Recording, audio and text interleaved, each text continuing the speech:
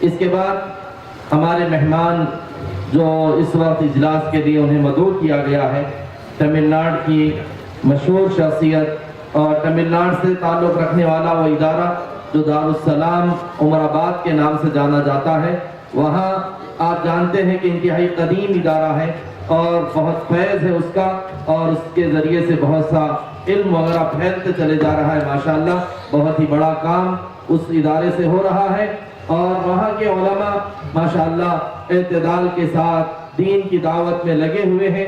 اسی سے تعلق رکھنے والے حضرت مولانا سراج الدین صاحب جو ہمارے مہمان ہیں، میں جو استاد ہیں دارالسلام عمر آباد کے، میں ان سے ادب درخواست کرتا ہوں کہ وہ اپنے خطاب سے ہمیں مستفید فرمائیں۔ حضرت مولانا سراج الدین صاحب۔ السلام علیکم ورحمۃ اللہ وبرکاتہ۔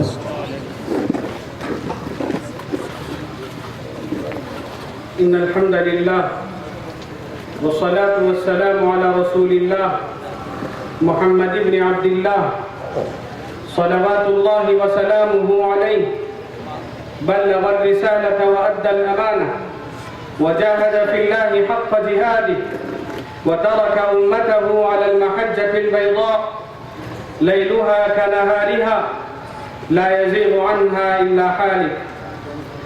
أما بعد فإن خير الحديث كتاب الله وخير الهدي هدي محمد صلى الله عليه وسلم وشر الأمور محدثاتها وكل محدثة بدعة وكل بدعة ضلالة وكل ضلالة في النار.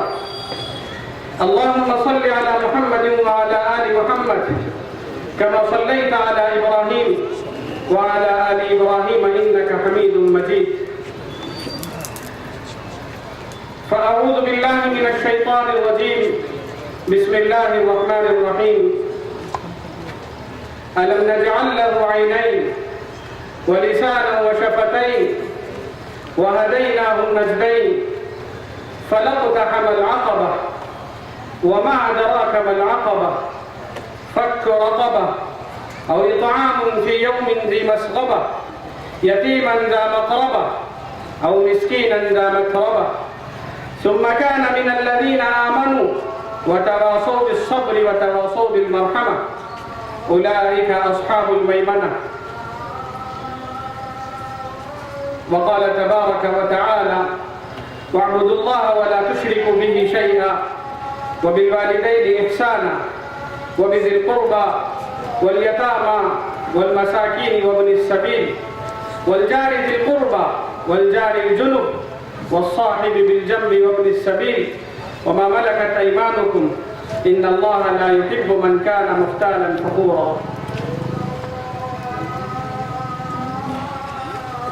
معزز صدر اجلاس اور صفا بیت المال کے روح رواں اور میرے کارواں مولانا غیاث احمد رشادی صاحب حفظہ اللہ، موقر حضرات علماء کرام، عمائدین شہر، معزز سامعین اور ملت اسلامیہ کے نوجوانوں،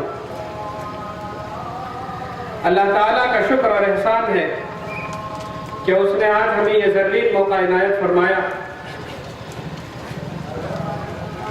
کہ محبت اور انسانیت کے پیغام اور خدمت خلق کے جذبے کے تحت ہم سب لوگ یہاں پر جمع ہوں، اور یہ کام صفا بیت المال کے ذریعے ہو رہا ہے۔ یہ بہت ہی خوشائن بات ہے۔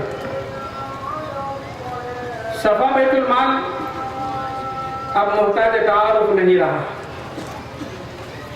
یہ اپنے کام اور اپنے کارنامے سے خود متعارف ہے، اور کیوں نہ ہو، میں تحدیث نعمت کے طور پر کسی اور جذبے اور کسی اور وجہ سے نہیں، بلکہ تحدیث نعمت کے طور پر یہ کہوں گا کہ اسے ایک ایسا میر کارواں ملا ہے جس میر کارواں کے اندر میر کارواں کی ساری خصوصیات موجود ہیں۔ الحمدللہ ثم الحمدللہ۔ علامہ اقبال نے کہا تھا، نگاہ بلند، سخن دل نواز، جاں پرسوز، یہی ہے رخت سفر میر کارواں کے لیے۔ یقین کم عمل پہ ہم، محبت فاتح عالم جہاد زندگانی میں ہے یہ مردوں کی شمشیریں.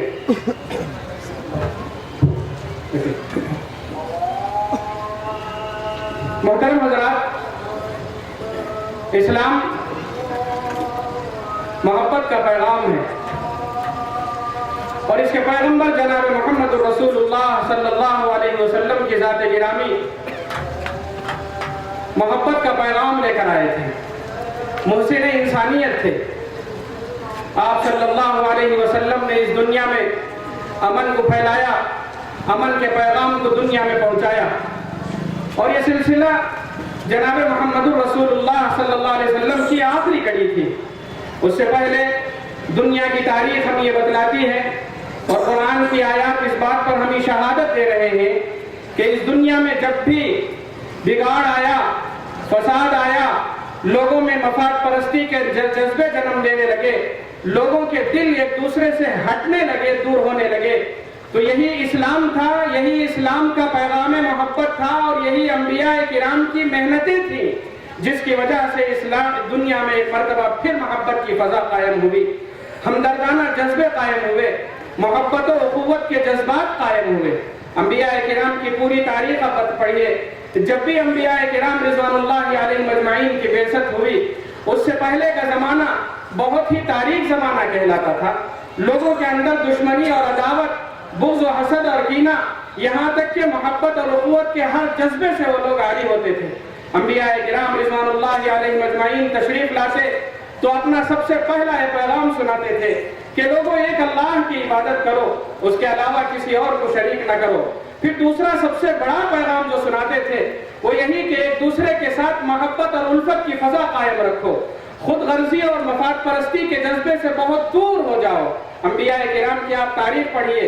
حضرت آدم علیہ السلام کی تاریخ سے لے کر آج تک کے زمانے کی آپ تاریخ پڑھیے.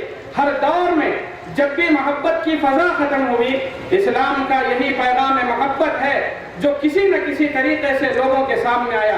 انبیاء کرام کے ذریعے، جناب محمد رسول اللہ صلی اللہ علیہ وسلم کے ذریعے، صحابہ کرام کے ذریعے، تبع تابعین کے ذریعے، تابعین کے ذریعے، سلف صالحین کے ذریعے اس دنیا میں ان میں سے کسی نے ہمدردیوں کا چراغ جلایا، کسی نے حوصلوں کا چراغ جلایا، کسی نے حقانیت کی شمع روشن کی، کسی نے اسلام کا جہانگیری نظام پیش کیا.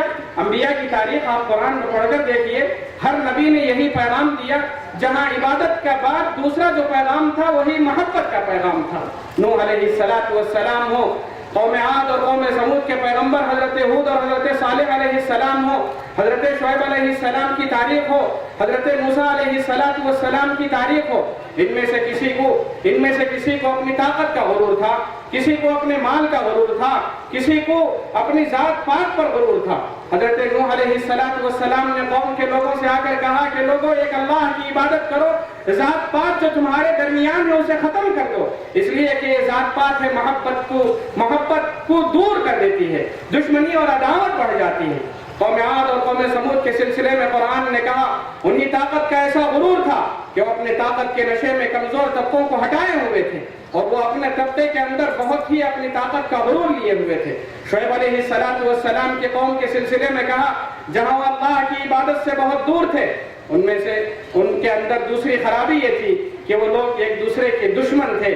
ڈاکہ زنی، چوری اور بہت سارے مختلف قسم کی برائیاں تھیں جس کی وجہ سے قتل، غارت گری اور ڈاکہ زنی ان کے اندر مشہور ہو چکی تھی. لہذا انبیاء کرام کی تاریخ ہمیں بتلاتی ہے کہ یہ اسلام ہی کی تاریخ ہے اور یہی اسلام کا پیغام ہے جو محبت چاہتا ہے، امن چاہتا ہے، سلامتی چاہتا ہے. حضرات انبیاء کرام نے اپنی محنتوں کے ذریعے محبت کی فضا قائم کی اور خود جناب محمد رسول اللہ صلی اللہ علیہ وسلم کی تاریخ ہمارے سامنے اور قرآن نے پیش کیا کہ آپ علیہ السلام کی بعثت سے پہلے لوگوں کا کیا حال تھا. قرآن نے کہا لہم قلوب لا یفقہون بہا وَلَهُمْ أَعْيُنٌ لَا يُبْصِرُونَ بِهَا وَلَهُمْ آذَانٌ لَا يَسْمَعُونَ بِهَا أُولَٰئِكَ كَالْأَنْعَامِ بَلْ هُمْ أَضَلُّ. ان کے کان، ان کے آنکھ، ان کے دل و دماغ، ان کے دل سب کچھ ہونے کے باوجود وہ جانوروں سے بدتر زندگی گزار رہے تھے. قرآن نے ہم سے خود پوچھا ام تحسبوا أن أكثرهم يسمعون ويعقلون إنهم إلا كالأنعام بل هم أضل سبيلا. کیا تم یہ سمجھتے ہو کہ ان کے کان دل و دماغ ہیں اس وجہ سے وہ انسان تھے؟ نہیں، وہ انسان تھے، انسانی ڈھانچہ تھا، مگر انسانوں والے ان کے پاس کوئی حرکت نہیں تھی. اللہ اکبر. ان حالات میں جناب محمد الرسول اللہ صلی اللہ علیہ وسلم تشریف لائے اور آپ نے محبت کے پیغام کو عام کیا، اور چند سالوں میں، مختصر سی مدت میں آپ نے دنیا کے سارے نقشے کو بدل کر رکھ دیا. اللہ اکبر. قرآن کریم نے اس بات کی گواہی دی، کہا وَاذْكُرُوا نِعْمَتَ اللَّهِ عَلَيْكُمْ إِذْ كُنْتُمْ أَعْدَاءً فَأَلَّفَ بَيْنَ قُلُوبِكُمْ فَأَصْبَحْتُمْ بِنِعْمَتِهِ إِخْوَانًا. محبت، دشمنی محبت میں بدل کر رہ گئی، ذہن بدل گئے، خیالات کی رو بدل گئی، نگاہ کے زاویے بدل گئے، عادات و اطوار بدل گئے، سب کچھ بدل کر رہ گئے. اور اس کی وجہ صرف یہی ہے کہ جناب محمد رسول اللہ صلی اللہ علیہ وسلم نے لوگوں کے درمیان محبت کی فضا قائم کی. آپ نے انسانیت کا درس دیا، اور اس بات کی گواہی ابتدائے اسلام ہی میں صحابہ کرام نے حبش کے بادشاہ نجاشی کے سامنے اپنے قبول اسلام کی وجہ بتلا دی.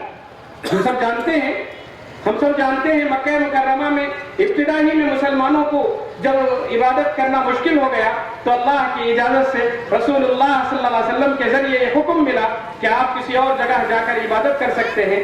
تو لوگوں نے حبشے کے بادشاہ نجاشی کے دربار کو چنا، اس حبشے کو چنا. اور جب حبشے پہنچے اور یہاں بھی ان کافروں اور مشرکوں نے آپ کو چین لینے نہیں دیا تو بادشاہ نے اپنے دربار میں بلا کر وہاں سے آنے کی وجہ پوچھی اور ایک نئے دین کو قبول کرنے کی وجہ پوچھی. تو تمام مسلمانوں کی نمائندگی کرتے ہوئے حضرت جعفر بن ابی طالب رضی اللہ تعالیٰ عنہ نے آپ لوگوں کے سامنے جو وجہ اسلام کی قبولیت کی بتائی وہ یہی کہ بادشاہ، ہم میں انسانیت نام کی کوئی چیز نہیں تھی، ہم درندوں کی زندگی گزار رہے تھے، ہم انسان تھے مگر جانوروں جیسی بدتر زندگی گزار رہے تھے. یہ نبی پاک جناب محمد الرسول اللہ صلی اللہ علیہ وسلم نے ہمارے سامنے محبت کا پیغام دیا، انسانیت کا پیغام دیا، مساوات کا اعلان کیا. قرآن نے وطن کی آبرو پر مرنا سکھایا، جینے کی بنیاد بتائی، ذات پات کے خلاف نعرہ لگایا، مساوات کا اعلان کیا، تہذیب و تمدن سکھایا، اور انسان کی اس دنیا میں جینے کا ڈھنگ اور سلیقہ سکھایا. حضرت جعفر بن ابی طالب کی وہ تقریر آپ دیکھیے جو اس بات کی شہادت دے رہی ہے. لہذا ہم اسی محبت کے پیغام کو عام کرنے کے لیے، اسی محبت کی فضا کو عام کرنے کے لیے، مفاد پرستی کے جذبے کو ختم کرنے کے لیے، اخوت و ہمدردی اور بھائی چارگی کو عام کرنے کے لیے ہم سب یہاں پر جمع ہوئے ہیں. اللہ سے دعا کریں کہ اللہ تعالی ہمارے اس بیٹھنے کو قبول فرما لے، ہمارے اس مجلس کو قبول فرما لے، اور ہم سے جو خدمتیں ہو رہی ہیں اللہ اس خدمت کو قبول فرما لے. محترم حضرات، محبت کے پیغام محبت کی جو بنیاد ہے وہ جذبہ خدمت خلق ہے. جس قوم کے اندر، جس فرد کے اندر جذبہ خدمت خلق ہوگا وہی قوم کامیاب ہوگی، وہی فرد کامیاب ہوگا، اور انہی پر اللہ کی رحمتیں، اللہ کی برکتیں اور انسانوں کے ساتھ ایک دوسرے کے ساتھ مل جل کر رہنے کی توفیق مل سکتی ہے. خدمت خلق کے سلسلے میں بنیادی طور پر اسلام نے بڑی تاکید فرمائی ہے. پچھلے قوموں کو بھی اس بات کی تاکید کی گئی کہ ہمارے اندر انسانی ہمدردی ہو، خدمت خلق کا جذبہ ہو. اللہ تعالیٰ نے بنی اسرائیل کی تعلیمات کے سلسلے میں قرآن نے اس بات کی شہادت دی، وَإِذْ أَخَذْنَا مِيثَاقَ بَنِي إِسْرَائِيلَ لَا تَعْبُدُونَ إِلَّا اللَّهَ وَبِالْوَالِدَيْنِ إِحْسَانًا وَبِذِي الْقُرْبَى وَالْيَتَامَى وَالْمَسَاكِينِ وَقُولُوا لِلنَّاسِ حُسْنًا وَأَقِيمُوا الصَّلَاةَ وَآتُوا الزَّكَاةَ. اس میں اللہ تعالیٰ نے جہاں اپنی عبادت کی طرف دعوت دی وہی لوگوں کے ساتھ ہمدردی کرنے، اخوت کے جذبے کو عام کرنے کی تاکید کی، رشتہ داروں کے ساتھ، والدین کے ساتھ اور دیگر یتیموں اور مسکینوں کے ساتھ حسن سلوک کی تاکید کی.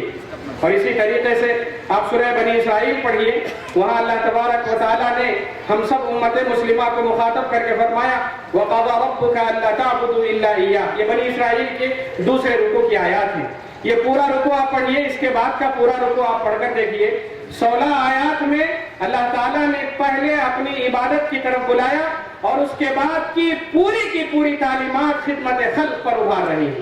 اور خدمت خلق میں بندوں میں سب سے پہلا درجہ والدین کو دیا اور بندوں سے کہا کہ لوگوں جب خدمت خلق پر آؤ تو سب سے پہلے اپنے والدین کی طرف توجہ دو، ان کے ساتھ حسن سلوک کرو، انہیں اف تک نہ کہو، ان کے ساتھ بدسلوکی مت کرو، ان کو اگر پیسوں کی مال کی ضرورت ہے تو دو، وقت کی ضرورت ہو تو دو، اچھے کلام اور اچھے اخلاق اور اچھی گفتگو کی ضرورت ہو تو وہ دو۔ آپ پڑھیے قرآن کریم کی آیات، وَقَضَىٰ رَبُّكَ أَلَّا تَعْبُدُوا إِلَّا إِيَّاهُ، بات کی آیات میں خدمت خلق میں بنیادی طور پر اللہ تعالیٰ نے یہ بات بتلائی کہ والدین کے ساتھ حسن سلوک کریں۔ کتنی آیات ہیں جو اللہ تعالیٰ نے، جس میں اللہ تعالیٰ نے ہمیں خدمت خلق پر ابھارا ہے، ہمارے اندر محبت کا جذبہ ہو اور اس کی بنیاد خدمت خلق ہو۔ اس کے سلسلے میں بے شمار آیات، اور حق بھی یہی ہے، حق بھی یہی ہے کہ ہمارے اندر خدمت خلق کا جذبہ ہو۔ میں نے ابتدا میں آیات پڑھی، اس میں اللہ تعالیٰ نے فرمایا کہ اللہ تعالیٰ نے ہمیں جن نعمتوں سے سرفراز کیا ہے ان کے اعتراف کا حق یہ ہے کہ اللہ نے ہم میں سے جن کو جن صلاحیتوں سے سرفراز کیا ہے اس ناحیت سے وہ انسانوں کی خدمت کرے۔ أَلَمْ نَجْعَلْ لَهُ عَيْنَيْنِ وَلِسَانًا وَشَفَتَيْنِ وَهَدَيْنَاهُ النَّجْدَيْنِ۔ اللہ نے اس میں جسمانی نعمتوں کا ذکر فرمایا، ہمارے آنکھ، ہماری زبان، ہمارے دل و دماغ اور بے شمار نعمتوں کا اللہ تعالیٰ نے ذکر فرمایا۔ ذکر کرنے کے بعد اس کے بعد کی آیتیں آپ پڑھیے جس میں ہمیں فضیلتیں بیان کی جا رہی ہیں کہ ان نعمتوں کا اعتراف کیسے ہو، ان نعمتوں کے تقاضا کیا ہے، ان نعمتوں کا حق ادا کرنے کا تقاضا کیا ہے۔ اللہ تعالیٰ نے بات کی آیات میں فرمایا ان نعمتوں کا اعتراف کا حق یہ ہے کہ آپ کو جو صلاحیتیں ملی ہیں ان نعمتوں سے آپ سرفراز ہونے کے بعد دوسروں کو فائدہ پہنچائیں۔ فَكُّ رَقَبَةٍ أَوْ إِطْعَامٌ فِي يَوْمٍ ذِي مَسْغَبَةٍ يَتِيمًا ذَا مَقْرَبَةٍ أَوْ مِسْكِينًا ذَا مَتْرَبَةٍ۔ اللہ نے جس کو جس صلاحیت سے سرفراز کیا ہے اس نعمت سے دوسروں کو فائدہ پہنچائے۔ اگر ہمارے پاس مال ہے اس مال سے لوگوں کی خدمت کریں، اگر ہمارے پاس عقل و شعور ہے اچھے مشوروں کے ذریعے دوسروں کی خدمت کریں، ہمارے پاس طاقت ہے اس طاقت کا صحیح استعمال کر کے دوسروں کو فائدہ پہنچائیں جس ناحیے سے ہو سکتا ہے۔ ہم اچھے عالم ہیں، ہم اچھے پڑھے لکھے ہیں، ہمارے پاس اقتدار اور حکومت ہے، ہر چیز کا صحیح استعمال کر کے اس تک لوگوں تک پہنچانے کی کوشش کریں، یہ حق ہے۔ قرآن کریم کی بے شمار آیتیں ہمیں اس بات کی طرف ابھار رہی ہیں کہ ہمارے اندر خدمت کا جذبہ ہر حال میں ہونا چاہیے۔ آپ جس میدان میں بھی ہوں، جس صلاحیت سے بھی آپ سرفراز ہوں، آپ خدمت خلق کریں۔ یہاں تک کہ قرآن کی بعض آیتوں کا حسین امتزاج ہمارے لیے خدمت خلق کا بہت بڑا درس دے رہا ہے۔ آپ احکامات الہیہ دیکھیے، عبادات دیکھیے، کچھ عبادتیں بدنی ہیں، کچھ عبادتیں مالی ہیں۔ مالی عبادتوں کا مقصد اور مالی عبادتوں کا مصرف کیا ہے؟ مالی عبادتوں کا مقصد اور مالی عبادتوں کا مصرف خدمت خلق ہے۔ زکوٰۃ کی ادائیگی کا سب سے بڑا مقصد کیا ہے؟ رسول اللہ صلی اللہ علیہ وسلم نے فرمایا تؤخذ من اغنیائہم وترد الی فقرائہم۔ مالداروں سے لیں گے تو یہ نہیں کہ مسلمانوں کے پاس ایک مال کا بہت بڑا ڈھیر جمع ہو جائے، نہیں، بلکہ اس مال کو مالداروں سے لے کر، صاحب نصاب سے لے کر آپ غریبوں تک وہاں پہنچائیں، غریبوں کی خدمت کریں گے۔ اللہ اکبر! احکامات الہیہ میں کتنا حسین امتزاج ہے آپ دیکھیے، اور احکامات الہیہ کا مقصد آپ دیکھیے، اس کی روح تک پہنچ کر دیکھیے۔ مالی عبادات کا سب سے بڑا مصرف اور سب سے بڑا مقصد، اللہ اکبر، دین کی خدمت ہے، خدمت خلق ہے، لوگوں کے ساتھ ہمدردی ہے۔ یہاں تک کہ بعض احکامات پڑھنے سے پتہ چلتا ہے کچھ بدنی عبادتوں کا بدل بھی اللہ تعالیٰ نے مالی عبادت قرار دے دیا ہے۔ روزہ بدنی عبادت ہے، مگر جو لوگ زندگی کے اس پڑاؤ پر ہیں کہ وہ بیمار ہیں یا بیماری کی اس کیفیت کو پہنچ گئے ہیں جن کو روزہ رکھنے کی وجہ سے تکلیف ہو سکتی ہے، جان بھی جا سکتی ہے، جان ہلاکت میں پڑ سکتی ہے، اللہ اکبر! قرآن کی آیت نے کہا وَعَلَى الَّذِينَ يُطِيقُونَهُ فِدْيَةٌ طَعَامُ مِسْكِينٍ۔ مالی عبادت، بدنی عبادت، اس کا بدل مالی عبادت قرار دیا جا رہا ہے۔ کیا آپ اگر روزہ نہیں رکھ سکتے اور زندگی کے اس موڑ پر ہیں جہاں روزہ رکھنے سے آپ کی زندگی جا سکتی ہے، اس کو فدیہ اللہ تعالیٰ نے مال قرار دیا، اور اس مال کا مصرف ہم سب جانتے ہیں، اسی مال کو ہم غریبوں میں تقسیم کریں۔ چنانچہ قرآن کی آیات ہمیں یہ بتلاتی ہیں کہ ہمارے اندر خدمت کا جذبہ ہونا چاہیے، اور محبت کو عام کرنے کے لیے ہمارے پاس بنیاد ہے خدمت خلق۔ کس کی ہونی چاہیے خدمت خلق؟ خدمت خلق کا مطلب کیا ہے؟ ہم کس دائرے میں، کس حد تک ہم لوگوں کی خدمت کر سکتے ہیں؟ اللہ اسلامی تعلیمات، قرآن کی تعلیمات اور رسول اللہ صلی اللہ علیہ وسلم کی احادیث پڑھتے ہیں تو خدمت خلق کا ایک بہت بڑا وسیع تصور ہمیں ملتا ہے۔ کہیں اسلام نے نہیں کہا کہ آپ محدود دائرے میں خدمت خلق کریں، آپ صرف رشتہ داروں کو دیکھیں، آپ اپنے گھر والوں کو دیکھیں، ان کا نام ضرور لیا ہے اور ان کی حدیں مقرر کی ہیں، مگر جیسے جیسے اسلامی تعلیمات کے پھیلاؤ کو آپ پڑھتے جائیں گے اس کا وسیع تصور ہمارے سامنے آتا جائے گا۔ خدمت خلق کی جہاں جہاں فہرست گنائی گئی وہاں سب سے پہلے والدین کے سلسلے میں بات کی گئی، کیا آپ والدین کے ساتھ حسن سلوک کریں، والدین کے ساتھ ان کی خدمت کریں، یہ پہلا درجہ ہے۔ پھر اس کے بعد رشتہ داروں کا درجہ آتا ہے، پھر اس کے بعد رشتہ داروں میں بھی وہ رشتہ دار جو ہمارے قریب ہیں، جن کے ایک دوسرے کے ساتھ دل جڑے ہوئے ہیں، پھر یتیم ہیں، پھر مسکین ہیں، ان سب کے سلسلے میں احادیث میں بڑی تفصیل کے ساتھ بتلایا گیا ہے۔ والدین کا کیا مقام اور مرتبہ ہے ہم سب جانتے ہیں، ان کے ساتھ حسن سلوک کیسا ہونا چاہیے ہم سب جانتے ہیں۔ رشتہ داروں کے سلسلے میں رسول اللہ صلی اللہ علیہ وسلم نے فرمایا کہ لوگوں یاد رکھو، لوگوں کے ساتھ رشتہ داری کو جوڑ کر رکھو، یہ ایسی چیز ہے جس کی وجہ سے محبت کی فضا قائم ہو سکتی ہے۔ اور قرآن کی اکثر آیات میں اللہ تعالیٰ نے رشتوں کو جوڑنے والوں کو جنت کی خوشخبری سنائی ہے، بہت بڑی خوشخبری سنائی ہے۔ اور بعض احادیث میں یہاں تک پتہ چلتا ہے کہ وہ رشتے جو بنے بنائے ہیں ان کو سنبھالنا ہی چاہیے، ان کو سنبھالنے سے زیادہ بڑی فضیلت وہ رشتے جو ٹوٹتے ہیں، ان ٹوٹتے ہوئے رشتوں کو سنبھالنے کی بہت بڑی بات۔ حدیث میں آتا ہے ایک شخص نے آ کر فرمایا یا رسول اللہ میں اپنے رشتہ داروں کے ساتھ بہت اچھا حسن سلوک کرتا ہوں، ان کی دیکھ ریکھ کرتا ہوں، ان کی باتیں مانتا ہوں، ان کے ساتھ اچھا سلوک کرتا ہوں، مگر ان لوگوں کی طرف سے کوئی اچھا رد عمل نہیں ہے، ان کی طرف سے کوئی اچھا رد عمل نہیں ہے، میں کیا کروں؟ اللہ کے رسول صلی اللہ علیہ وسلم نے فرمایا یہی تو اصل ہے، بنے بنائے رشتوں کو سنبھالنا آسان ہے مگر ٹوٹتے رشتوں کو سنبھالنا بہت مشکل ہے۔ اگر واقعی تم جو کہہ رہے ہو واقعی وہ سچ ہے کہ تم اپنے رشتہ داروں کی گالیاں سن کر بھی ان کے ساتھ حسن سلوک کر رہے ہو، خدا کی قسم جب تک ایسا سلوک تم کرتے رہو گے اس وقت تک اللہ تمہارے لیے ہمیشہ ایک معاون تمہارے ساتھ رکھے۔ کتنی بڑی بات ہے۔ پھر آگے بڑھ کر ہم اس تعلیم کو پھیلاتے ہیں تو اللہ تعالیٰ نے ان رشتہ داروں میں پڑوسیوں کا ذکر فرمایا، اور پڑوسیوں کی بھی تقسیم ہمارے پاس خود قرآن نے بتلا دی، والجار ذی القربى والجار الجنب والصاحب بالجنب۔ آپ کا وہ پڑوسی ممکن ہے آپ کا رشتہ دار بھی ہو، اس کے ساتھ دو حق بنتے ہیں، ایک پڑوسی کا حق بنتا ہے اور دوسرا رشتہ داری کا حق بنتا ہے۔ لہذا حدیث میں فرمایا گیا، رسول اللہ صلی اللہ علیہ وسلم نے فرمایا جس نے اپنے رشتہ دار پڑوسی کے ساتھ حسن سلوک کا معاملہ کیا اسے دو اجر ملیں گے، ایک اجر پڑوسی کے ساتھ حسن سلوک کا اور دوسرا رشتہ داری کے ساتھ صلہ رحمی کا۔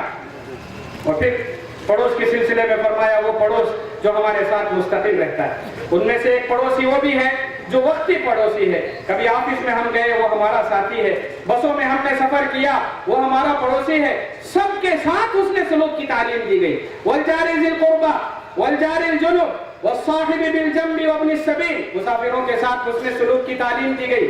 اللہ اکبر۔ یہ سب باتیں ہمیں یہ بتلا رہی ہیں کہ ہمارے اسلامی تعلیمات یہ بتلاتی ہیں کہ ہم قریبی رشتہ داروں کو بھی دیکھیں، دور کے رشتہ داروں کو بھی دیکھیں، عام مسلمانوں کو بھی دیکھیں، اور عام مسلمانوں سے ہٹ کر احادیث کی تعلیمات ہمیں یہ بتلا رہی ہیں عام انسانوں کے ساتھ بھی ہم حسن سلوک کریں، بلا کسی بلا کسی مذہب کی تفریق کے ہم سب کے ساتھ حسن سلوک کریں۔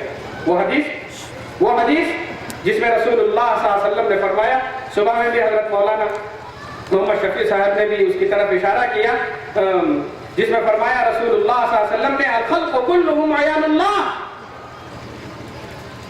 سب ایک کنبے ہیں، کے ساتھ حسن سلوک کرنا چاہیے، سب کے ساتھ۔ اللہ تبارک و تعالیٰ نے، اللہ کے رسول صلی اللہ علیہ وسلم نے فرمایا الراحمون یرحمہم الرحمن، جو آدمی رحم کرتا ہے اللہ اس پر رحم فرماتے ہیں، جو آدمی رحم کرتا ہے اللہ اس پر رحم فرماتے ہیں۔ یہاں کسی تفریق کی کوئی مذہب، کوئی مسلک، کسی قسم کی تفریق نہیں ہے، یہ انسانوں کی بات کی جا رہی، سب کے ساتھ حسن سلوک کا معاملہ کریں۔ یرحم من فی الارض یرحمہم الرحمن یرحمکم من فی السماء، زمین والوں پر تو رحم کرو، اللہ تعالیٰ آسمان والا تم پر رحم کرے گا۔ پتہ ہے چلا قرآن کی آیات اور احادیث سے کہ خدمت خلق سب کی ہونی چاہیے، رشتہ داروں کے ساتھ، عام لوگوں کے ساتھ، بیووں اور مسکینوں اور یتیموں کے ساتھ۔ اور خدمت خلق کے سلسلے میں جب ہم احادیث اور قرآن کی آیات پڑھتے ہیں، پتہ یہ چلتا ہے کہ ہم کسی بھی ناحیے سے، جیسے میں نے شروع میں بھی کہا تھا، ہمیں جس قسم کی صلاحیت سے اللہ نے سرفراز کیا ہے اس ناحیے سے ہم خدمت کریں۔ مال کے ذریعے قرآن کی آیات میں اللہ تعالیٰ نے طریقے بتلائے ہیں، آپ خدمت خلق مال کے طریقے سے کریں، بہت بنیادی اور بہت بڑا ذریعہ ہے۔ اور مال کے ذریعے خدمت کرنے کے سلسلے میں کتنی احادیث ہمارے سامنے ہیں اور کتنے آیات ہمارے سامنے ہیں جس میں بتلایا گیا کہ ہم مال کے ذریعے خدمت خلق کریں۔ پھر حسن سلوک خدمت خلق کا ایک بنیادی ذریعہ۔ حسن سلوک کا مطلب لوگوں کے ساتھ اچھی گفتگو کرنا، اچھے اخلاق کے ساتھ پیش آنا۔ ہمارا طرز عمل ایسا ہونا چاہیے کہ سامنے والے کو ہماری زبان سے، ہمارے ہاتھ سے، ہمارے طرز عمل اور ہمارے طرز گفتگو سے کسی قسم کی تکلیف نہ ہو۔ اور اگر ہم نے اپنے ہاتھ سے، اپنی زبان سے، اپنے کردار سے، اپنے اخلاق سے کسی کو تکلیف دی، یہ خدمت خلق نہیں ہے، یہ انسانی ہمدردی نہیں ہے۔ آپ دیکھیے خدمت خلق کی بنیادی بات، جیسے میں نے کہا والدین کے ساتھ حسن سلوک کے سلسلے میں کہا کہ ان کو اگر مال کی ضرورت ہے تو ان کی خدمت کریں۔ اس کے بعد کی آیات اب دیکھیے، وہ حسن سلوک کی بات کی جا رہی ہے۔ وَلَا تَقُلْ لَهُمَا أُفٍّ وَلَا تَنْهَرْهُمَا وَقُلْ لَهُمَا قَوْلًا كَرِيمًا، یہ مال کی ضرورت نہیں ہے یہاں تو حسن سلوک، آپ ان کے ساتھ اچھی گفتگو کیجئے، نرم گفتگو کیجئے۔ ممکن ہے آپ کا درجہ گھر سے باہر بہت بڑا ہو، آپ کا درجہ دنیا والوں کے سامنے بہت بڑا عہدہ ہو، مگر والدین کے سامنے آپ بچے کے بچے ہیں، آپ ان کے بیٹے ہی ہیں، آپ ان کی خدمت ہمیشہ کریں گے۔ آپ چاہے کتنے بھی بڑے عہدے پر کیوں نہ پہنچ جائیں، مگر آپ ان کے ساتھ حسن سلوک کریں گے، اچھی گفتگو کریں گے۔ وَلَا تَقُلْ لَهُمَا اُفٍّ، اف تک نہیں کہیں گے۔ وَاخْفِضْ لَهُمَا جَنَاحَ الذُّلِّ، آپ طاقتور ہو گئے ہوں گے، آپ کے پاس اقتدار ہوگا، آپ کے پاس حکومت ہوگی، آپ کے پاس بہت ساری چیزیں ہوں گی، مگر اس کے باوجود والدین کے سامنے جاؤ، ادب کے ساتھ جاؤ، احترام کے ساتھ جاؤ۔ خدمت خلق کا ایک اعلیٰ درجہ یہ ہے کہ جہاں ہم مال کے ذریعے خدمت کرتے ہیں وہیں اپنے حسن سلوک کے ذریعے۔ اسی لیے رسول اللہ صلی اللہ علیہ وسلم نے فرمایا آپ کسی کو پہچانتے ہو یا نہ پہچانتے ہو، سلام کیا، وعلیکم السلام کہا، اب آپ کا دوسرا کام یہ ہے کہ مسکراتے ہوئے اس کے ساتھ مل لو۔ صدقہ ہے، آپ کسی سے مسکراتے ملتے ہیں، یہ بہت بڑی خدمت ہوئی، بہت بڑا صدقہ ہوا۔ رسول اللہ صلی اللہ علیہ وسلم نے ایک حدیث میں فرمایا لوگوں راستوں پر مت بیٹھا کرو، راستوں میں مت بیٹھو۔ صحابہ کرام نے فرمایا یا رسول اللہ کبھی کبھی ضرورت پڑتی ہے، ہم بیٹھتے ہیں، وہ ہماری مجلسیں بھی ہو جاتی ہیں، ایک دوسرے سے گفتگو خیریت کا ذریعہ بھی بن جاتی ہے، کہیں کہیں کھڑے ہو جاتے ہیں، کہیں بیٹھ جاتے ہیں۔ اللہ کے رسول صلی اللہ علیہ وسلم نے فرمایا اگر بیٹھتے ہی ہیں راستے کے حق ادا کرو، اور جہاں راستے کے حق بتلائے وہ یہی حسن سلوک ہے۔ فرمایا کہ دیکھو جہاں جس راستے پر تم بیٹھو گے وہاں لوگوں کا گزر ہوتا رہے گا، لوگ سلام کرتے رہیں گے، اپنی باتوں میں مصروف نہ رہنا، جب وہ سلام کرے تو سلام کا جواب دیتے رہیں۔ اور پھر فرمایا جب تم راستے میں بیٹھو یہ موضوع لے کر نہ بیٹھو کہ گزرنے والا کیسا ہے، کدھر ہے۔ آپ بیٹھے ہوئے ہیں، چار آدمیوں کے ساتھ بیٹھے ہوئے ہیں، گزرنے والا سامنے سے گزر رہا ہے، آپ اس کی غیبت کر رہے ہیں، اس کے چال ڈھال کو دیکھ کر تبصرے کر رہے ہیں، اس پر کینتوز نظروں سے آپ دیکھ رہے ہیں، یہ حسن سلوک نہیں ہے۔ فرمایا کہ اگر آپ کو راستے میں بیٹھنا ہی ہے تو یاد رکھو راستے کے حق کو ادا کرتے ہوئے بیٹھا کرو، آپ کی گفتگو اچھی ہو، آپ کا سلوک اچھا ہو، آپ لوگوں کے ساتھ خیر خواہی کا معاملہ کرتے ہوئے رہیں۔ اللہ اکبر، یہ حسن سلوک ہے۔ اس کے علاوہ لوگوں کے ساتھ ہمدردی کرنا، لوگوں کو کھانا کھلانا، وقتی طور پر ان کی مدد کرنا، اور اگر ہمارے پاس کچھ نہ ہو تو اس کے ساتھ ساتھ ہم دوسروں کی طرف اس کا اشارہ کروا دینا، یہ سب چیزیں خدمت خلق میں آتی ہیں۔ ہمارے پاس دینے کے لیے کچھ نہ ہو، ہم چاہتے ہیں کہ کچھ کھلائیں، ہمارے پاس جتنی استطاعت ہے مدد کروا دیں۔ جزوی امداد اور جزوی خدمت یہ خود بھی بہت بڑا ذریعہ ہے، یا کم سے کم ہمارے پاس دینے کے لیے کچھ بھی نہ ہو تو ہم کم سے کم کسی کی طرف رہنمائی کر دیں۔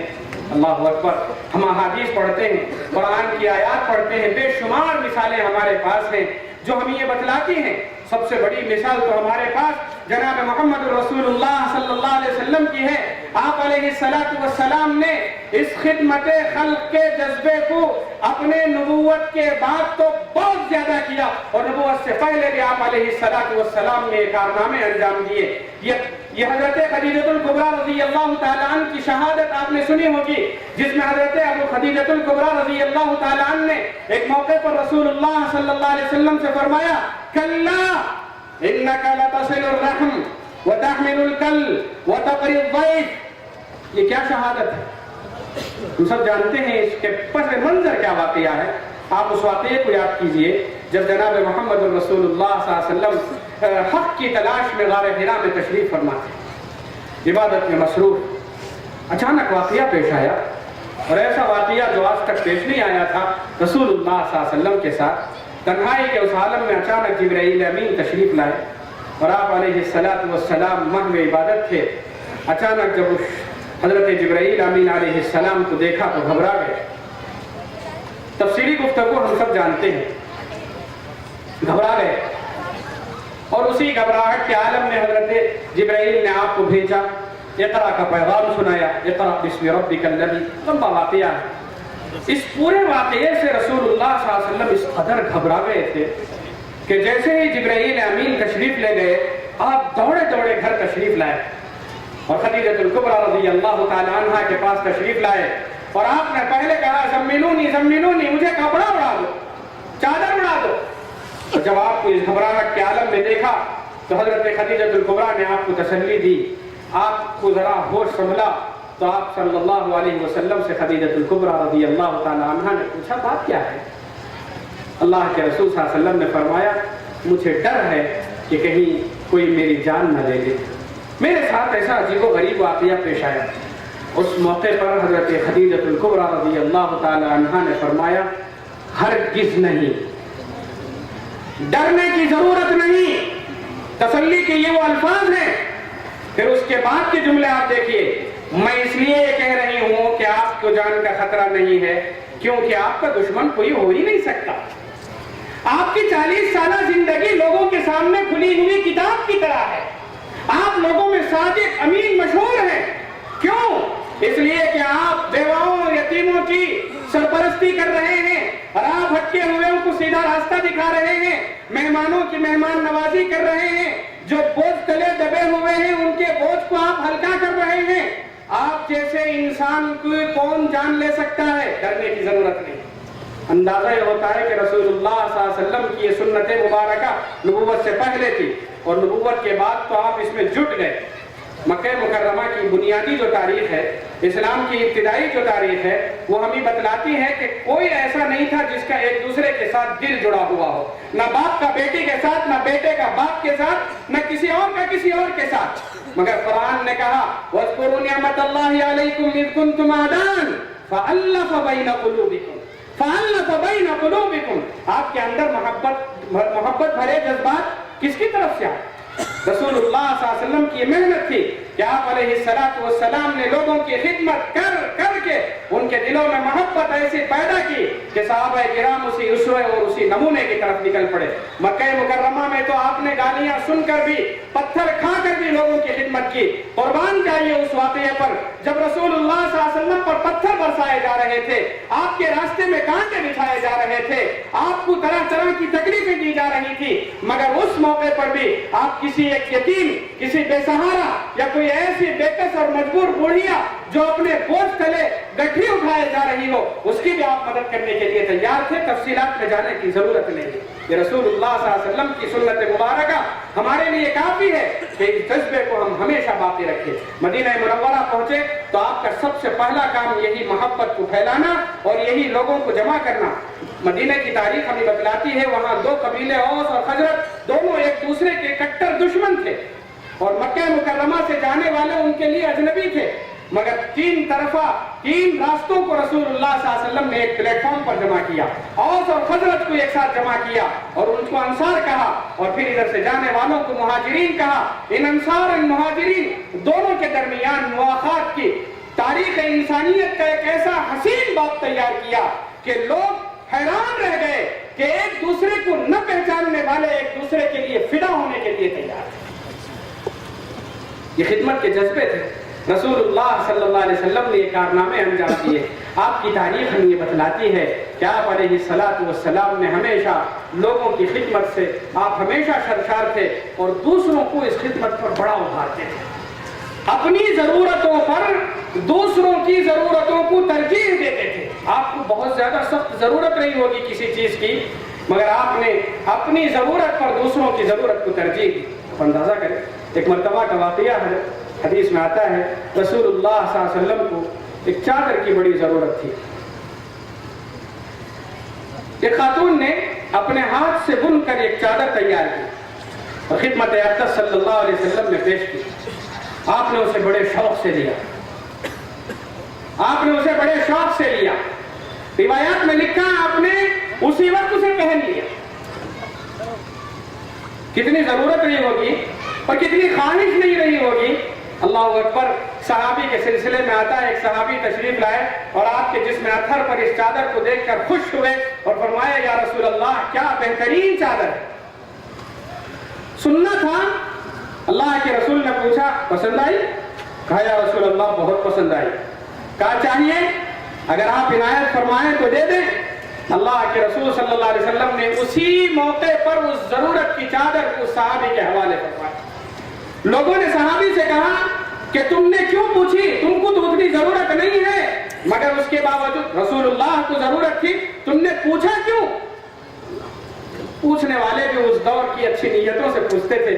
صحابی نے وضاحت کی مجھے ضرورت تو نہیں ہے, مگر میں نے جب رسول اللہ کی جسم اطہر پر دیکھا تو مجھے خواہش پیدا ہوئی کاش یہ چادر مجھے مل جائے اور جب میرا انتقال ہو یہی میرے کفن بن جائے.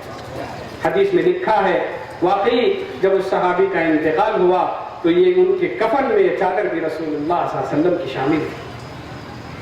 کہنے کا مطلب یہ ہے کہ اللہ کے رسول صلی اللہ علیہ وسلم نے اپنی ضرورتوں پر دوسروں کی ضرورتوں کو ترجیح دی. اور آپ کے پاس اگر کبھی مانگنے والے آ جاتے, آپ حتی المقدور کوشش یہ کرتے کہ آپ علیہ الصلوۃ والسلام دے دیں. اگر آپ کے پاس نہ ہوتا, واقعات ہمارے پاس ہیں, کتنی مرتبہ مہمان آئے, کتنی مرتبہ ضرورت مند آئے, تمام ازواج مطہرات کے گھروں کو پوچھ لیا مگر کہیں سے نہیں ملا تو آپ چپ نہیں بیٹھے, سائل کو کہہ کر نہیں بھیجا کہ بھائی ہمارے پاس کچھ نہیں ہے چلے جائیں, بلکہ اللہ کے رسول صلی اللہ علیہ وسلم کا معمول تھا کہ آپ علیہ الصلوۃ والسلام دوسروں کی طرف رہنمائی کر دیتے تھے. کہے تم میں سے کوئی ہے, کوئی تم میں سے, میں چاہتا تھا کہ خدمت کروں, میرے پاس کچھ نہیں ہے تم میں سے کوئی؟ تاریخ کا وہ حسین واقعہ ہمارے سامنے آج بھی ہے. ایک سائل آئے اور اللہ کے رسول صلی اللہ علیہ وسلم سے سوال کیا مگر کچھ نہ ملا تو اللہ کے رسول صلی اللہ علیہ وسلم نے کسی سے پوچھا. حضرت طلحہ کھڑے ہوئے اور حضرت طلحہ نے کہا یا رسول اللہ میں تیار ہوں. اس دور کے صحابہ پر قربان جائیے, انہوں نے یہ نہیں دیکھا کہ میرے گھر میں بھی کچھ ہے کہ نہیں ہے, بغیر تحقیق کے انہوں نے یہ سوچ لیا کہ کم سے کم میرا تو کھانا انشاءاللہ ضرور رہے گا. کہا کہ میں تیار ہوں. لے گئے, گھر میں جا کر دیکھا کچھ نہیں تھا, صرف تھوڑا سا کھانا ہے جس میں بچے بھی کھانے ہیں, بیوی بھی کھانی ہے, ان کو بھی کھانا ہے. وہ واقعہ ہمارے سامنے ہے. حضرت طلحہ نے کہا کہ عین کھانے کے موقع پر آپ چراغ گل کر دو. اندھیرے میں کھانا کھلایا, مہمان کو پیٹ بھر کر کھانا کھلایا, سیر کیا, پھر اس کے بعد واپس تشریف لائے. وہی الہی نازل ہوئی وَيُؤْثِرُونَ عَلَىٰ أَنفُسِهِمْ وَلَوْ كَانَ بِهِمْ خَصَاصَةٌ وَيُؤْثِرُونَ عَلَىٰ أَنفُسِهِمْ وَلَوْ كَانَ بِهِمْ خَصَاصَةٌ. اپنی ضرورتوں پر انہوں نے دوسروں کی ضرورتوں کو ترجیح دی. یہ رسول اللہ صلی اللہ علیہ وسلم کی سنت تھی اور اس سنت کو جاری کیا صحابہ کرام رضوان اللہ علیہم اجمعین نے بھی اپنی ضرورتوں کو. سورہ احزاب آپ پڑھیے. رسول اللہ صلی اللہ علیہ وسلم کی مشکل ترین دوروں میں سے ایک دور وہ بھی تھا. غزوہ احزاب کے سلسلے میں قرآن نے کہا اذ جاءوکم من فوقکم ومن اسفل منکم وَإِذْ زَاغَتِ الْأَبْصَارُ وَبَلَغَتِ الْقُلُوبُ الْحَنَاجِرَ. خوف کا یہ عالم. غزوہ احزاب، غزوہ خندق ایک کتنے دن چلی ہم سب جانتے ہیں. اکثر علماء حضرات یہاں تشریف فرمائیں کہ طویل مدت تک یہ جنگ چلی تھی اور اس مدت کے دوران صحابہ کرام کو فاقہ کرنا پڑا، بھوکے پیاسے رہے، یہاں تک کہ دشمن سے اور دوسرے خوف و ہراس اس قدر مبتلا ہو گئے تھے کہ قرآن نے کہا ان کے کلیجے پھٹنے لگے تھے، منہ کو آنے لگے تھی، آنکھیں پھٹنے لگی تھی. آدمی جب خوف زدہ ہوتا ہے آنکھیں پھٹ جاتی ہیں، کلیجے منہ کو آنے لگتے ہیں، دل دھک دھک کرنے لگتا ہے. وَإِذْ زَاغَتِ الْقُلُوبُ وَبَلَغَتِ الْقُلُوبُ الْحَنَاجِرَ وَتَظُنُّونَ بِاللَّهِ الظُّنُونَ. مختلف قسم کے احکام خرافات سب ذہن میں آ رہے تھے. مشکل ترین دور تھا اور اس مشکل میں سب سے بڑی مشکل یہ تھی کہ فاقہ کشی کا زمانہ تھا. کھانے کے لیے کھانا نہیں تھا. ایک صحابی نے آ کر شکایت کی، یا رسول اللہ کھانے کے لیے کچھ بھی نہیں ہے، پیٹ اس قدر کمزور ہو چکا ہے کہ پتھر باندھنا پڑ رہا ہے. اللہ کے رسول صلی اللہ علیہ وسلم نے جس میں اتھر دکھاتے ہوئے کہا دیکھو تمہارے پیٹ پر ایک پتھر ہے، میرے پیٹ پر دو پتھر بندھے ہوئے ہیں. شکم پر باندھ کر پتھر، نماتے پر شکن آئی، کیا فاتح مگر کرتے رہے حق کی نگہبانی. ایسے موقع پر ایک صحابی حضرت جابر رضی اللہ تعالیٰ عنہ نے آ کر پوچھا، یا رسول اللہ بھوک کی وجہ سے آپ کی حالت بہت خراب ہو رہی ہے، میری خواہش ہے کہ آپ کو الگ لے جا کر میرے گھر میں جو چھوٹی بکری کا بچہ ہے اسے ذبح کر کے کھلا دوں. ہم سب اس واقعے کو جانتے ہیں. دعوت کا نام سنتے ہی رسول اللہ صلی اللہ علیہ وسلم کا جذبہ خدمت خلق دیکھیں. کہا کہ مجھے رات کو آنا ہے دعوت کے لیے، کہا کہ ہاں. جیسے ہی یہ سنا اللہ کے رسول صلی اللہ علیہ وسلم نے صحابہ میں کہا کہ صحابہ جابر کے گھر میں دعوت ہے. یہ جو اعلان ہے یہ اعلان بتلا رہا ہے کہ رسول اللہ صلی اللہ علیہ وسلم کو جس قدر کھانے کی ضرورت تھی اس سے کہیں زیادہ صحابہ کی بھوک کی شدت کا احساس تھا رسول اللہ صلی اللہ علیہ وسلم. ہاں یہ اور بات ہے کہ اللہ کی طرف سے رحمتیں نازل ہوئی، جناب محمد الرسول اللہ صلی اللہ علیہ وسلم کی معجزات کا اظہار ہوا اور آپ علیہ السلام کی دعا کی برکت سے وہ ایک آدمی کا کھانا پوری فوج کے لیے کافی ہو گیا. یہ اللہ کی رحمتیں تھی. رسول اللہ کا جو رد عمل ہے وہ یہ بتلا رہا ہے لمحہ لمحہ رسول اللہ صلی اللہ علیہ وسلم کی ذات گرامی اپنے سے زیادہ دوسروں کی فکر میں لگی رہتی ہے. یہ رسول اللہ صلی اللہ علیہ وسلم کی ذات گرامی اور یہی جذبہ آگے بڑھا حضرات صحابہ کرام رضوان اللہ علیہم اجمعین کی زندگیوں میں. ہم سب جانتے ہیں خلفائے راشدین کو آپ دیکھیے، یہ حضرت عثمان، یہ حضرت ابوبکر صدیق ہیں، یہ حضرت عمر رضی اللہ تعالیٰ عنہ ہیں، یہ عثمان غنی رضی اللہ تعالیٰ عنہ ہیں. یہ وہ صحابہ ہیں اور اس کے بعد ایک طویل فہرست ہے صحابہ کرام کی جو ہمیشہ خدمت کے جذبے سے معمور رہا کرتے تھے. حضرت صدیق اکبر رضی اللہ تعالیٰ عنہ کے سلسلے میں آتا ہے انہوں نے بیواؤں اور یتیموں اور مسکینوں کی مدد ضرور کی، اس کے ساتھ ساتھ آپ نے ان لوگوں کے لیے مستقل ماہانہ وظیفے مقرر کر رکھے تھے اور قرآن نے اس بات کی شہادت دی. واقعہ عفق کی تاریخ آپ پڑھیے، واقعہ عفق جس میں حضرت عائشہ رضی اللہ تعالیٰ عنہ پر تہمت لگائی گئی تھی اور اس تہمت سے بری ہونے کے بعد جب حضرت ابوبکر صدیق رضی اللہ تعالیٰ عنہ کو پتا چلا کہ اس میں کچھ وہ مسلمان بھی شامل ہیں جن کی امداد میں کیا کرتا تھا، انہوں نے کہا کہ آج سے میں ان کی امداد نہیں کروں گا. اللہ تعالیٰ نے قرآن میں آیات نازل فرمائی وَلَا يَأْتَلِ أُولُو الْفَضْلِ مِنْكُمْ وَالسَّعَةِ أَنْ يُؤْتُوا أُولِي الْقُرْبَى وَالْمَسَاكِينَ وَالْمُهَاجِرِينَ فِي سَبِيلِ اللَّهِ وَلْيَعْفُوا وَلْيَصْفَحُوا أَلَا تُحِبُّونَ أَنْ يَغْفِرَ اللَّهُ لَكُمْ. کیا تم یہ پسند نہیں کرتے کہ اللہ تعالیٰ آپ کو معاف فرما دے؟ مسکینوں اور یتیموں ان سے غلطیاں ممکن ہے سرزد ہو مگر آپ خدمت خلق کے جذبے کو کبھی نہ چھوڑیں. یہ صدیق اکبر رضی اللہ تعالیٰ عنہ ہیں جن کے سلسلے میں ابھی آپ نے واقعہ سنا.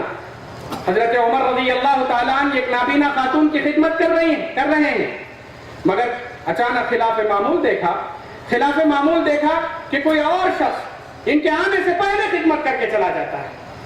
جب تحقیق چلی پتہ چلا کہ وہ خدمت کرنے والے رات کے اندھیرے میں حضرت ابوبکر صدیق رضی اللہ تعالیٰ عنہ. کتنے واقعات ہیں جو ہم یہ بتلا رہے ہیں کہ حضرت ابوبکر صدیق رضی اللہ تعالیٰ عنہ نے اپنی ساری زندگی لوگوں کی خدمت میں گزار دی. انتقال کا وقت ہوا, دنیا سے رخصت ہونے کا وقت ہوا. حضرت عائشہ صدیقہ فرماتی ہیں کہ جب انتقال کا وقت ہوا تو پوچھا عائشہ سے, عائشہ کفن کے لیے کتنے کپڑے ہیں؟ کہا کہ فی الحال تو 2 کپڑے ہیں, ایک اور کپڑے کی ضرورت ہے. حضرت صدیق اکبر نے کہا بس 1 کپڑا خرید لو, 2 اور کپڑے خریدنے کی ضرورت نہیں. حضرت عائشہ نے فرمایا کہ 3 کپڑے ہم نئے خرید سکتے ہیں, ہمارے پاس اتنی استطاعت ہے. اللہ اکبر. صدیق اکبر رضی اللہ تعالیٰ عنہ نے فرمایا نئے کپڑوں کو مرنے والوں سے زیادہ زندہ رہنے والوں کی ضرورت ہے. صدیق اکبر جنہوں نے اپنی ساری زندگی لوگوں کی خدمت میں گزار دی اور جاتے جاتے یہ سبق دے گئے لوگوں زندگی پر یاد رکھو خدمت خلق کے جذبے کو ہمیشہ برقرار رکھنا. یہ حضرت عمر فاروق ہیں. آپ نے تاریخ کے واقعات پڑھے ہوں گے. آپ دن میں تخت خلافت سنبھالتے تھے, لوگوں کے فیصلے کرتے تھے اور لوگوں کے مشورے سنتے تھے اور دین اسلام کو آگے بڑھانے کے لیے دن بھر محنت کرتے تھے. اور رات کا عالم یہ ہوتا تھا کہ اپنا سارا حلیہ بدل کر بھیس بدل کر مدینہ کی گلیوں کے چکر لگاتے تھے. اور یہ چکر کیوں؟ اس کے پیچھے جو جذبہ کار فرما تھا وہ خدمت خلق ہی کا جذبہ ہے. کیا تاریخ میں ایسا واقعہ موجود ہے؟ سیدنا حضرت عمر بن خطاب راستے میں گشت کرتے جا رہے ہیں.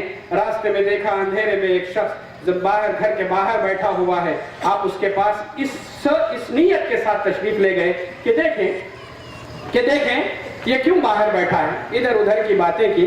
اچانک باتوں کے درمیان گھر سے آواز آئی. جب گھر سے آواز آئی تو پوچھا کیا بات ہے؟ کہا کہ نہیں, میری گھر والی حاملہ ہے, زچگی کا وقت قریب ہے, اس لیے میں گھر میں بیٹھا ہوا ہوں اور تلاش میں ہوں کہ کوئی دایا مل جائے, میں اس کو لے کر گھر جاؤں. ان کو پتہ نہیں ہے کہ یہ امیر المومنین ہے.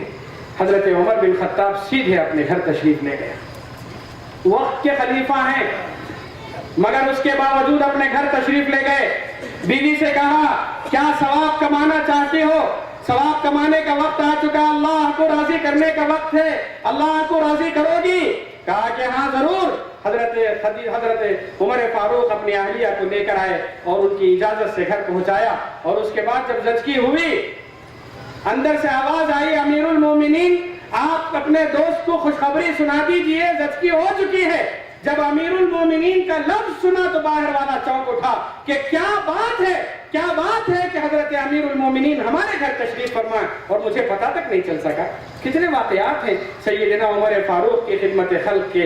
اللہ اکبر. یہ وہ صحابہ کرام ہیں جن کے سلسلے میں قرآن نے شہادت دی وَيُطْعِمُونَ الطَّعَامَ عَلَى حُبِّهِ مِسْكِينًا وَيَتِيمًا وَأَسِيرًا إِنَّمَا نُطْعِمُكُمْ لِوَجْهِ اللَّهِ لَا نُرِيدُ مِنْكُمْ جَزَاءً وَلَا شُكُورًا. خدمت خلق کے جذبے سے سرشار ضرور تھے مگر اس کے پیچھے جو جذبہ کار فرما تھا وہ اللہ کی رضا تھی. وہ حضرت ایک واقعہ کہہ کر میں اپنی بات کو ختم کروں. حضرت عثمان غنی رضی اللہ تعالیٰ عنہ کی مثالیں ہمارے سامنے بے شمار موجود ہیں. حضرت عثمان غنی کے سلسلے میں آتا ہے انہوں نے اپنی ساری زندگی لوگوں کی خدمت میں گزاری. اہل بیت میں سے کا واقعہ لکھا ہے کہ اہل بیت میں ایک مرتبہ کچھ دن ایسے آئے کہ دنوں تک چولہا نہیں جلا. حضرت عثمان غنی رضی اللہ تعالیٰ عنہ ایک مرتبہ تشریف لے گئے حضرت عائشہ کے گھر. پوچھا کیا بات ہے؟ کہا کہ چولہا نہیں جل رہا ہے اور بہت دن سے رسول اللہ صلی اللہ علیہ وسلم بھی پریشان ہیں. اب پوچھا رسول اللہ صلی اللہ علیہ وسلم کہاں ہیں؟ کہا کہ اس فقر و فاقہ سے دوری کے لیے اللہ سے دعا مانگنے کے لیے مسجد تشریف لے گئے. اور جب رسول اللہ صلی اللہ علیہ وسلم ادھر دعا مانگ رہے تھے ادھر سے عثمان غنی رضی اللہ تعالیٰ عنہ اناج لے کر حضرت عائشہ کی خدمت میں حاضر ہوئے. اور اللہ کے رسول صلی اللہ علیہ وسلم جب آ کر اناج دیکھا تو پوچھا ہے کہاں سے آیا؟ حضرت عثمان کے سلسلے میں جب پتہ چلا کہ یہ عثمان لا کر دیے ہیں. خوشخبری دیکھیے خدمت کرنے والوں کے لیے. اللہ کے رسول صلی اللہ علیہ وسلم نے دعا کے لیے ہاتھ اٹھائے. اللہ میں عثمان سے راضی ہو چکا ہوں, تو بھی راضی ہو جا. خدمت خلق کرنے والوں کے سلسلے میں رسول اللہ نے شہادت کی اور دعا مانگی کی ہے, اللہ میں ان سے راضی ہوں, آپ بھی راضی ہو جائیے. بڑی بڑی خدمتیں انہوں نے کی. ابو بکر صدیق رضی اللہ تعالیٰ عنہ کے زمانے میں ایک مرتبہ اتنا بڑا قحط پڑا تھا کہ لوگ کھانے کے لیے ترستے تھے. اس موقع پر حضرت عثمان غنی رضی اللہ تعالیٰ عنہ کے سلسلے میں ایک دن پہلے حضرت ابو بکر صدیق نے یہ خوشخبری سنائی کہ لوگوں, کل کا آنے والا دن تمہارے لیے خوشخبری لے کر آ رہا ہے. اور وہی خوشخبری کا دن آیا. سیدنا عثمان غنی کے سلسلے میں آتا 1000 اونٹوں سے بھرا ہوا اناج لے کر آئے. 1000 اونٹوں سے بھرا ہوا اناج لے کر آئے. اور جب مدینہ منورہ پہنچے, بہت سارے تجار, بہت سارے تاجر سامنے کھڑے ہوئے, بولی لگا رہے ہیں عثمان سے. کہا کہ ہم سے سامان تجارت کر لو ہم سے. حضرت عثمان نے پوچھا کیا نفع دو گے, میرے اصل میں سے کتنا نفع دو گے؟ تاجروں نے کہا 20% نفع دیں گے. کہا مجھے اس سے زیادہ مل رہا. پوچھا اس سے زیادہ؟ 40%. کہا اس سے زیادہ مجھے مل رہا. کہا 50%. کہا مجھے اس سے زیادہ مل رہا. مدینے کے تاجروں نے کہا اس وقت سب سے بڑے تاجر ہم ہی ہیں, تم ہی 50% سے زیادہ نفع دینے والا کون ہے؟ ہمیں تو نہیں پتا. انہوں نے کہا میرا اللہ مجھے 100% اور اس سے بھی بڑھ کر دینے والا. اس کے بعد حضرت عثمان غنی نے فرمایا لوگوں میں اعلان کر دو یہ 1000 اونٹوں سے لدا ہوا اناج سب ان کے لیے. یہ خدمت خلق ہے. اللہ اکبر. ہمارے دلوں, میں نے واقعات آپ کے سامنے اس لیے سنائے تاکہ ہمارے دلوں میں بھی ہمدردی کے جذبات ہوں, اخوت کے جذبات ہوں. ہم کو اللہ نے جس قسم کی بھی صلاحیت سے سرفراز کیا ہے وہ ہم لوگوں میں ضرور بانٹیں. اس کا سب سے بڑا فائدہ اللہ تبارک و تعالی ہمیں جنت نصیب فرمائیں گے, جہنم سے ہمیں آزاد کریں گے. اور دنیا کے سلسلے میں کہا کہ آپ جتنا بھی لوگوں کو فائدہ پہنچائیں گے آپ کی تکلیفیں انشاءاللہ دور ہو جائیں گی. حدیث میں آتا ہے صدقے بلاؤں کو ٹال دیتی ہیں اور ہر صدقہ نیکی ہے, ہر نیکی صدقہ ہے. اور ہم جتنا صدقہ کریں گے, جتنا لوگوں کو خوش کریں گے, اتنے ہی ہم سے مصیبتیں ہٹیں گی, تکلیفیں ہٹیں گی. میں اللہ رب العزت کے دربار میں دعا گو ہوں کہ اللہ تعالیٰ رسول اللہ صلی اللہ علیہ وسلم اور صحابہ کرام کے نقش قدم پر چلنے کی اللہ ہم سب کو توفیق عطا فرمائے. دلوں کی دوریوں کو دور فرمائے, مفاد پرستی اور خود غرضی کے جذبات کو دور فرمائے, محبت کی فضا قائم ہو, ہم ایک دوسرے کے ساتھ مل جل کر رہیں, خدمت خلق کے جذبے کے تحت ہم آگے بڑھیں. اللہ ہم سب کو نیک عمل کی توفیق عطا فرمائے. میں آخر میں تمام ذمہ داروں کا شکریہ ادا کرتا ہوں کہ آپ نے اس مبارک موقع پر اور اس اہم اجلاس میں مجھے یاد فرمایا. میں اس کے لیے آپ تمام حاضرین کا بھی شکر گزار ہوں اور ذمہ داروں کا بھی شکر گزار ہوں. اللہ ہم سب کو عمل کی توفیق عطا فرمائے. وآخر دعوانا الحمدللہ رب العالمین وصلی اللہ علی نبینا محمد وعلی آلہ واصحابہ اجمعین. سبحان ربک رب العزت عما یصفون وسلام علی المرسلین والحمدللہ رب العالمین. ماشاءاللہ, دلوں کی دنیا کو نرم کیا ہے مولانا نے. ماشاءاللہ, اللہ تعالیٰ نے آپ کی زبان میں وہ تاثیر رکھی ہے کہ اس زبان نے ہماری آنکھوں سے آنسو نکالے ہیں. اللہ تعالیٰ مولانا کو جزائے خیر عطا فرمائے اور مزید قوت گویائی عطا فرمائے تاکہ امت کے اس طبقے میں خدمت خلق کے مزید جذبات پیدا ہوں.